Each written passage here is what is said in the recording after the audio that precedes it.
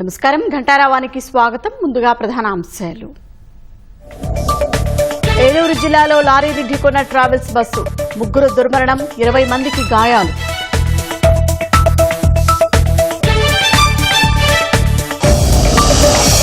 కొత్తగా ఎన్నికైన ఎమ్మెల్సీలకు ప్రధాని మోదీ శుభాకాంక్షలు. ఎన్డీఏ సర్కార్ ప్రజలకు సేవ చేస్తూనే ఉంటుందని ట్వీట్.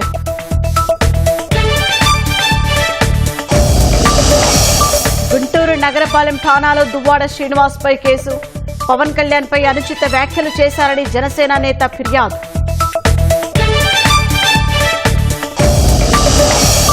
సత్యవర్ధన్ కిడ్నాప్ కేసులో వంశీ బెయిల్ పిటిషన్పై నేడు విచారణ. మరో 10 రోజుల కస్టడీకి ఇవ్వాలని పోలీసుల వ్యాజ్యం. ఉక్రెయిన్కు ఇంటెలిజెన్స్ సాయం నిలిపేసిన అమెరికా. ఖనిజాల ఒప్పందంపై జెలెన్స్కీని దారికి తెచ్చేలా పావులు.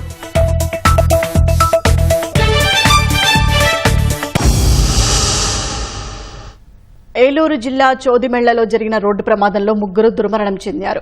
హైదరాబాద్ నుంచి కాకినాడ వస్తున్న ట్రావెల్స్ బస్సు లారీని బలంగా ఢీకొట్టింది.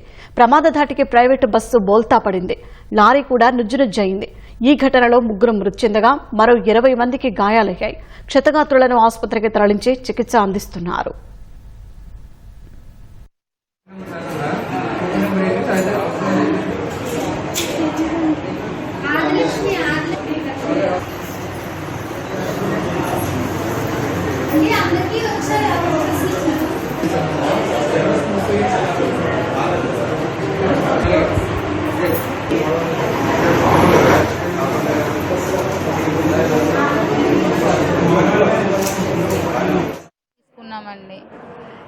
అంతవరకు చాలా వరకు బాగానే తీసుకొచ్చాడు. హైదరాబాద్ మియాపూర్ నగర్ నుంచి వస్తున్నామండి. అయితే కాకినాడకి తీసుకున్నామండి. అంతవరకు చాలా వరకు బాగానే తీసుకొచ్చాడండి. స్లోగానే వాష్రూమ్స్ కానీ ఎక్కడో ఆపారండి. అక్కడ నుంచి ఇంకా చాలా స్పీడ్గా తీసుకురావడం అయిందండి. అక్కడ నుంచి పైనుంచి ఎత్తి కుదేసినట్టుగా కింద పడుతూ ఉండేవాళ్ళమండి. ఏంటి ఇంత స్పీడ్ వెళ్తున్నారు అనేసి అనుకున్నామండి. కాకపోతే కొంచెం స్లో వెళ్తే బాగున్నాను మాలో మేము అనుకున్నాం కానండి. డ్రైవర్ వరకు ఇన్ఫామ్ వెళ్ళలేదండి. సడన్గా ఇంకా అప్పటి వరకు పడుకోలేదండి. తెల్లవారుజాము వరకు మేము అలా మెలుకునే ఉన్నాము. పడుకోకపోతే ఇంకా అలా కూర్చుని ఉండేసరికి సడన్గా అప్పుడే నిద్ర పట్టిందండి. ఈ లోపల వెంటనే యాక్సిడెంట్ జరిగిందనమాట. అయితే దేన్ని గుద్దింది, ఎలా జరిగింది అనేది అయితే మాకు తెలియలేదండి. ఇగో పాప, మా హస్బెండ్ అండి, పాప అండి. పాప చేతికి తగిలిందండి. ఈయనకేమో కన్నుకి, నాకేమో బ్యాక్ సైడ్ ఇంకా తగిలిందనమాట. ఎక్స్రేస్కి పంపిస్తున్నామన్నారండి. హైదరాబాద్ నుంచి వస్తాం.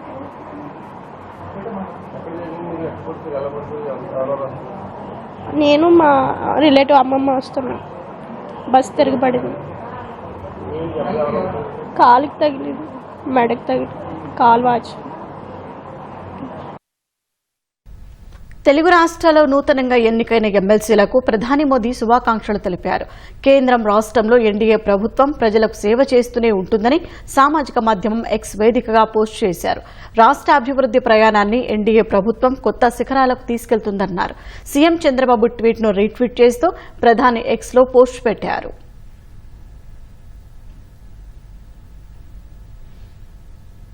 ప్రభుత్వ భూముల రక్షణ కోసం రెవెన్యూ శాఖ కీలక నిర్ణయం తీసుకుంది.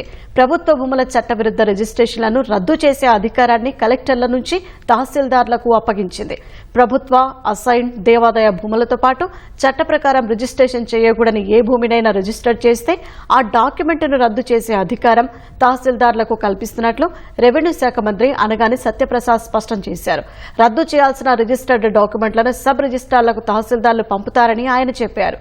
ప్రభుత్వ భూములను తప్పుడు విధానాల్లో రిజిస్ట్రేషన్లు చేసుకుంటున్న వ్యవహారంపై స్టాంపులు రిజిస్ట్రేషన్ల శాఖ కమిషనర్ నివేదిక పంపారు. ఈ తరహా రిజిస్ట్రేషన్లకు అడ్డుకట్ట వేసేలా చట్టవిరుద్ధమైన డాక్యుమెంట్లను రద్దు చేసే అధికారం తహసీల్దార్లకు అప్పగిస్తూ ప్రభుత్వం నిర్ణయం తీసుకుంది.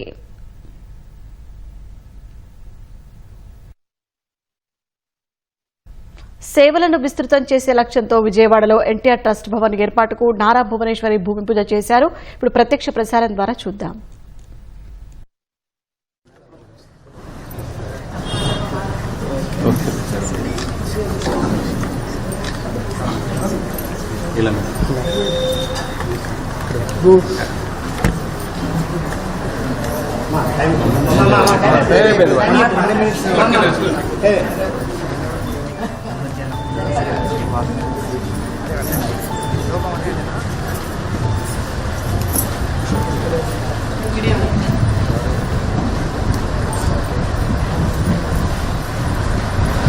చంద్రబాబు నాయుడు గారి కోసం అపర్ణ గారు సరే తర్వాత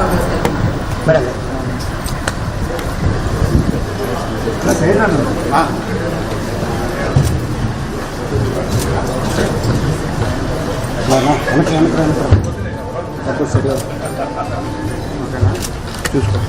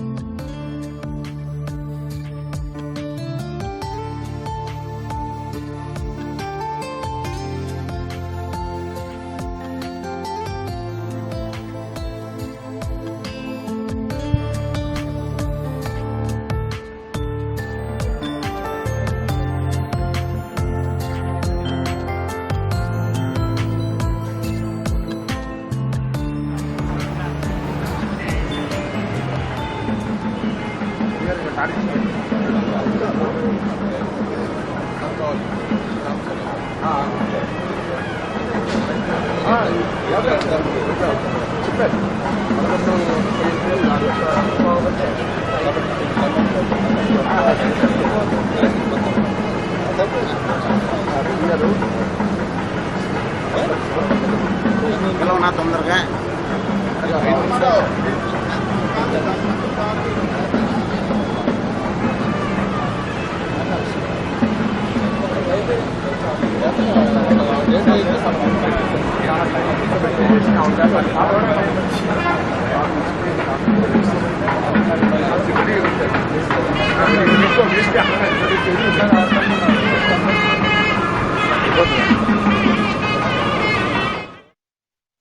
చుట్టూ నీళ్లు, మధ్యలో ఇసుక తిన్నెలతో గోదావరి లంకలు ఆకర్షణీయంగా ఉంటాయి. అయితే పర్యాటకంగా అభివృద్ధి చేయకపోవడంతో అసాంఘిక కార్యకలాపాలకు నెలవుగా మారుతున్నాయి. పోలీసు పర్యవేక్షణ లేక జూదం, కోడిపందాలకు అడ్డా అవుతున్నాయి. రాజమహేంద్రవరం గోదావరి ఒడ్డు నుంచి చూస్తే కనుచూపు మేరలో లంకలు కనిపిస్తుంటాయి. చుట్టూ గోదావరి నీరు, మధ్యలో ఇసుక పాయలతో చూడముచ్చటగా ఉంటాయి. అయితే ఈ లంకలు అసాంఘిక కార్యకలాపాలకు అడ్డగా మారిపోయాయి. నిత్యం కోడి పందాలు, జూదం నిర్వహిస్తున్నారు. మద్యమమ్మకాల సంగతి సరే, ఎలాంటి అనుమతులు లేకుండా నాటు పడవల్లో లంకల్లోకి చేరుతున్న జనం జూద క్రీడల్లో మునిగి తేలుతున్నారు. అలాగే రాత్రి పగలు తేడా లేకుండా ఇక్కడ నాటుసారా తయారీ జరుగుతోంది. దీని వెనుక పెద్ద మాఫియానే పనిచేస్తోంది. వైసీపీ హయాంలో ఈ లంకల్లో రేవు పార్టీలు సైతం నిర్వహించారు. కూటమి ప్రభుత్వం అధికారంలోకి వచ్చాక పోలీసులు అడపాదడపా దాడులు చేస్తున్నా పూర్తిగా అడ్డుకట్ట వేయలేకపోతున్నారు. గోదావరి లంకలు పొదలతో నిండి ఉండడం వల్ల లోపల ఏం జరిగినా బయటి ప్రపంచానికి తెలియదు.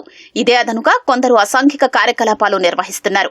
సోమవారం కూడా రాజమహేంద్రవరం, కొవ్వూరు నుంచి సుమారు 50 మంది నాటు పడవల్లో లంకల్లోకి చేరుకుని కోడి పందాలు, పేకాటలో పాల్గొన్నారు.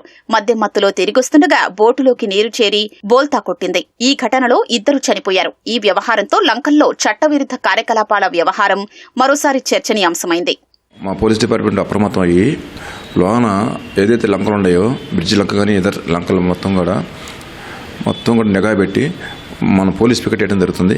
అదేవిధంగా ఈ లంకలకి వెళ్ళే ఏదైతే మన బండ్లు ఉన్నాయో, కోట్లింగల రేవు కానీ, పుష్కర్ ఘాట్ కానీ, శాండ్ ర్యాంప్ కానీ, ఈ ర్యాంపులన్నిటి దగ్గర కూడా 24/7 గస్తీ పెట్టడం జరిగింది. అందువల్ల ప్రతిదీ కూడా ఓన్లీ ఫిషింగ్ తప్పితే హ్యూమన్ ట్రాన్స్పోర్ట్కి ఎట్టి పరిస్థితులు కూడా బోటుని అనుమతించే పరిస్థితి లేదు. ఖచ్చితంగా ఎవరైతే మరి ఉన్న రూల్స్ని అతిక్రమించి మొన్న బోటు ప్రమాదానికి గురయ్యారో వాళ్ళ మీద సివియర్ సెక్షన్ వేసి నాన్ బెయిలబుల్ సెక్షన్ వేసి రిమాండ్ చేయడం జరిగింది. పుష్కరఘాట్ సమీపంలో బోటు బోల్తాపడి ఇద్దరు చనిపోవడంతో పోలీసులు అప్రమత్తమయ్యారు. లంకలపై నిఘా పెట్టి చట్టవిరుద్ధమైన కార్యకలాపాలకు అడ్డుకట్ట వేసే ప్రయత్నం చేస్తున్నారు.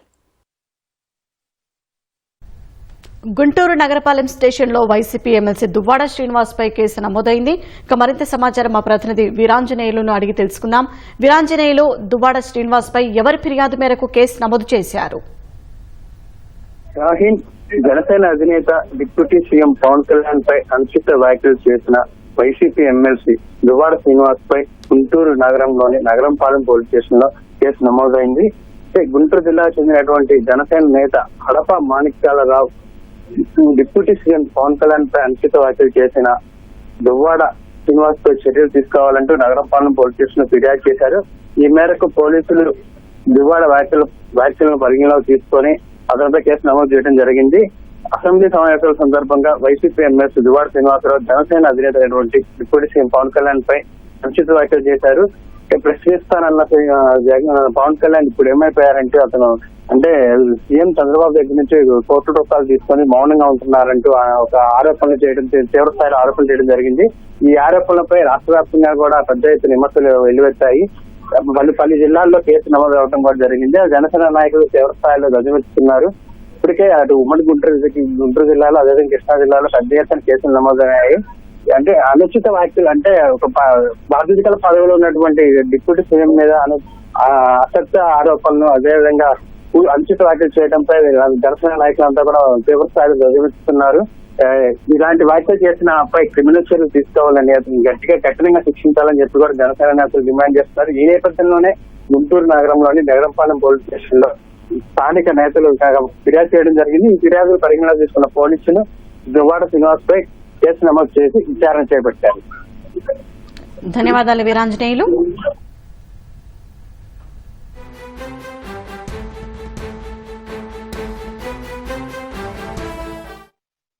వైసీపీ ప్రభుత్వ హయాంలో అడ్డగోలుగా జరిగిన Andhra Pradesh public service commission chairman సభ్యుల నియామకంపై హైకోర్టు స్పందించింది. నియామకానికి సంబంధించిన నోట్ ఫైళ్లను తమ ముందు ఉంచాలని ప్రభుత్వాన్ని ఆదేశించింది. విచారణను ఈ నెల 12కు వాయిదా వేసింది. హైకోర్టు ప్రధాన న్యాయమూర్తి జస్టిస్ ధీరజ్ సింగ్ ఠాకూర్, జస్టిస్ చీమలపాటి రవితో కూడిన ధర్మాసనం ఈ మేరకు ఉత్తర్వులిచ్చింది. అధికార వైసీపీకి ఏపీపీఎస్సీ రాజకీయ పునరావాస కేంద్రంగా మారిందని, చైర్మన్ సభ్యుల నియామకాలను రద్దు చేయాలని కోరుతూ న్యాయవాది తాండవ యోగేష్ 2022లో హైకోర్టులో పిలువేశారు. అప్పట్లో విచారణ జరిపిన ధర్మాసనం ఏపీపీఎస్సీ చైర్మన్ గౌతమ్ సవాంగ్, సభ్యులు K Vijay Kumar, professor K Padmaraju, doctor GV Sudhakar Reddy, S Salambabu, AV Ramana Reddy, P Sudheer, Nuthalapati Soniwood, N Sudhakar Reddy, APPSC కార్యదర్శి, ప్రభుత్వ ప్రధాన కార్యదర్శి, సాధారణ పరిపాలన శాఖ ముఖ్య కార్యదర్శికి నోటీసులు జారీ చేసింది. తాజాగా ఈ వ్యాజ్యం బుధవారం హైకోర్టులో విచారణకు వచ్చింది.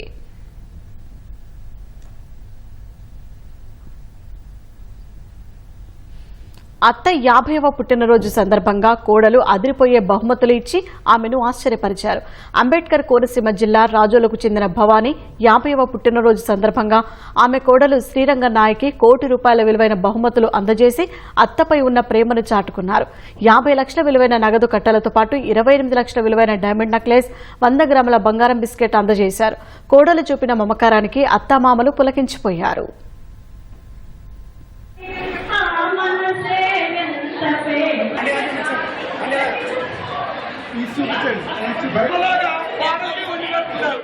బెంగళూరు విమానాశ్రయంలో కన్నడ నటి రన్యారావు నుంచి 12.56 కోట్ల విలువ చేసే బంగారాన్ని సీజ్ చేశామని director of revenue intelligence DRI తెలిపింది. అనంతరం ఆమె ఇంట్లో చేపట్టిన తనిఖీల్లో 2.67 కోట్ల నగదు, 2 కోట్ల విలువ చేసే బంగారాన్ని స్వాధీనం చేసుకున్నామని పేర్కొంది. మొత్తంగా 17.29 కోట్ల విలువ చేసే బంగారం, నగదు సీజ్ చేశామని వెల్లడించింది. ఈ నెల 3న రన్యారావు దుబాయ్ నుంచి బెంగళూరు విమానాశ్రయానికి రాగా అనుమానం వచ్చి DRI అధికారులు తనిఖీలు చేపట్టారు.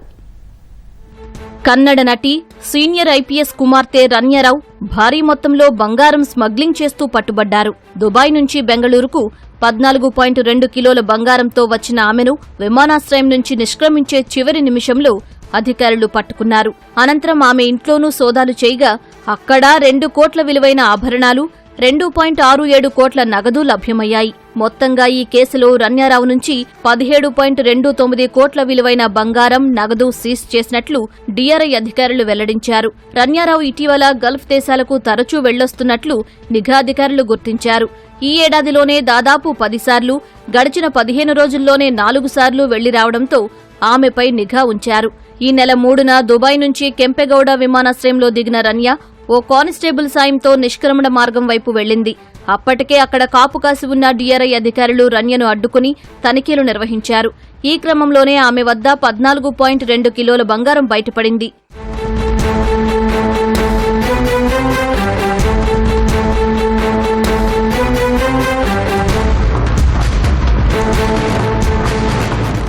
దర్యాప్తులో అధికారులకు రన్యారావు కీలక విషయాలు చెప్పినట్లు తెలిసింది. స్మగ్లింగ్ చేయాలని తనను కొందరు బ్లాక్మెయిల్ చేశారని వివరించినట్లు తెలుస్తోంది.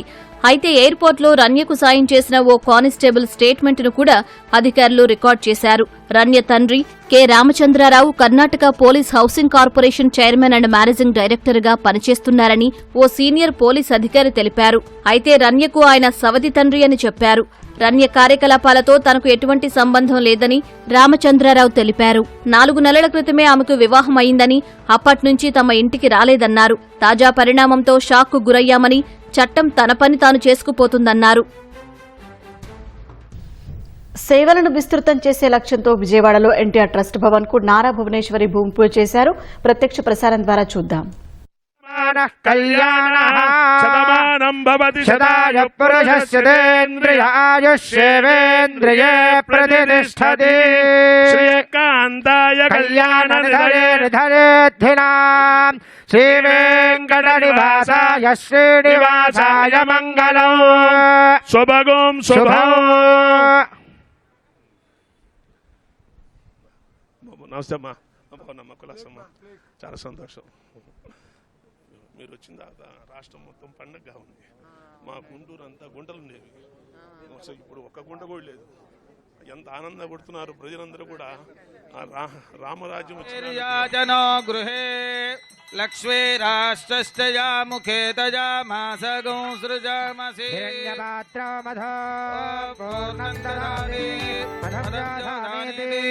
ఏకదా బ్రహ్మణ ఉపహరతే ఏకదైవ యజమానాయుస్తేజో దధాతి. నీరాజనం దర్శయామి, నీరాజనానంతరం ఆచమనీయం సమర్పయామి, నమస్కరోమి. జై శ్రీమద్రమణ గోవిందో హరి. ఏడుకొండలవాడ వేదాంతయజమానన్యర్థాత్ భాస్కరాయ విద్మహే మహద్యుతిఘరాయ ధీమహి తన్నో ఆదిత్యః ప్రచోదయాత్. పీఠస్థితావాహితేభ్యः సర్వాభ్యో దేవతాభ్యో నమః. పాదారవిందయోః సువర్ణదివ్యమంత్రపుష్పాంజలిం సమర్పయామి. యాని కాని చ పాపాని జన్మాంతరకృతాని చ తాని తాని ప్రణశ్యంతి ప్రదక్షిణ పదే పదే. పాపోహం పాపకర్మాహం పాపాత్మా పాప.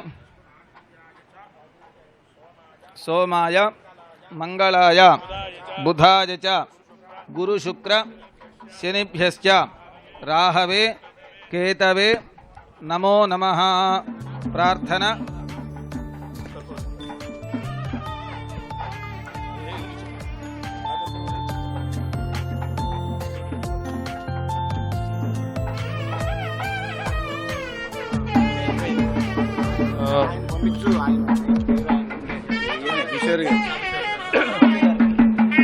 ఓం ధ్రువంతే రాజా వర్ణా ధ్రువం దేవో బృహస్పతిః ధ్రువంత ఇంద్రశ్చాగ్నిశ్చ రాష్ట్రం ధారయతాన్ ధ్రువం ధ్రువం ధ్రువేణ హవిషా తస్మై దేవాధిబ్రవన్న హయం చ బ్రహ్మణస్పతిః కళ్యాణాద్భుతగాత్రాయ కామిదార్థప్రదాయినే శ్రీమద్వేంకటనాథాయ శ్రీనివాసాయ మంగళం.